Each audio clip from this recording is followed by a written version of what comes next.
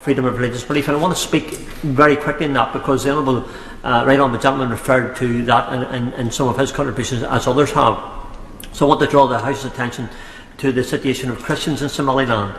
Of course, it is heartbreaking that so few Christians remain in Somaliland, having been driven out due to extreme persecution or even killed. It is estimated that only a few hundred Christians live there today, but it is impossible to know the exact number due to the secrecy that they are forced into as a result of the very divisive clan mentalities and vigilantism that pervade that country. Christians suffer ostracisation and discrimination from their wider families and the communities wherever they are discovered, and the few Christians remaining in Somaliland are forced to worship in secret for fear of attacks from extremists. Extremist groups like Al-Shabaab, that the Right Honourable Gentleman referred to in his contribution, propagates anti-Christian ideology and threatens converts to Christianity with execution upon discovery.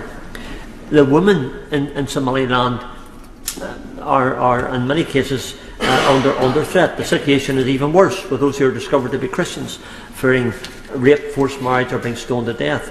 So I would hope that tonight's debate will illustrate and raise awareness about those things, and perhaps maybe in the request that we're making, these things can be addressed, because I think it's central, and I believe it's central, and our government has made it central in relation to the ministers they've appointed, that when it comes to foreign policy, that we have a particular focus upon religious persecution and the persecution of ethnic minorities and the issues of human rights. So those are key to where I am. So I would make a plea to my minister and to government for those improvements and those things to be central to any steps forward, which we all, I believe, in this House tonight wish to see. I don't have in my constituency any people that I'm aware of from Somaliland, but it doesn't make my contribution, Madam Deputy Speaker, any less of a support for what the Right Honourable Gentleman has said, and to those who have,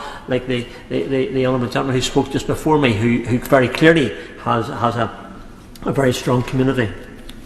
While political factors are undoubtedly at play in this conflict, the religious motivation for attacks in this region cannot and should not be denied, with Christians suffering the worst of this persecution.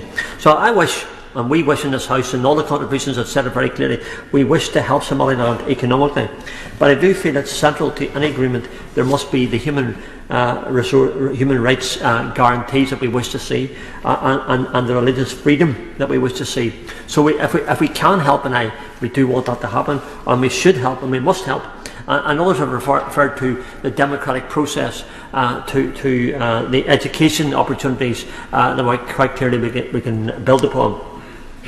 The jobs and a strong legal structure, improvements to the health through the COVID vaccines, which the Right Honourable Gentleman referred to. There's been much talk of history, the history that unites us, but today I believe that we also, and I think it's really important when we look back in history, and I love history, Madam Deputy Speaker. It's always been probably one of my few subjects that I probably enjoyed at school and did very well at. But I believe that we also must now, through this debate, look to the future. The UK government stated that it will not formally recognise Somaliland as a sovereign state until they initiate a process to do so with the federal government of Somalia. But human rights issues and religious liberty needs to improve, and it must change. So with that, I do support and agree that it's important that the UK maintains diplomatic relations and a supportive presence in Hargeisa through this process to ensure that there is not a breakdown in relations between Somaliland and other African countries. Again, I thank the Right Honourable Member for South Staffordshire for bringing this matter to the House and the adjournment debate, which has benefited from a large number of Right Honourable and Honourable Members who all collectively want the best for Somaliland. I believe the Minister wants the best for Somaliland as well, and its people, and that is what we're trying to achieve.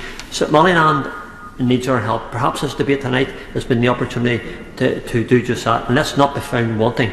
Tonight the time has arrived, and I believe the contribution of all those who spoke tonight is an indication of our request for our government, our Minister, to do well for them. Thank you so much. Kerry McCarthy. Thank you, Madam Deputy Speaker.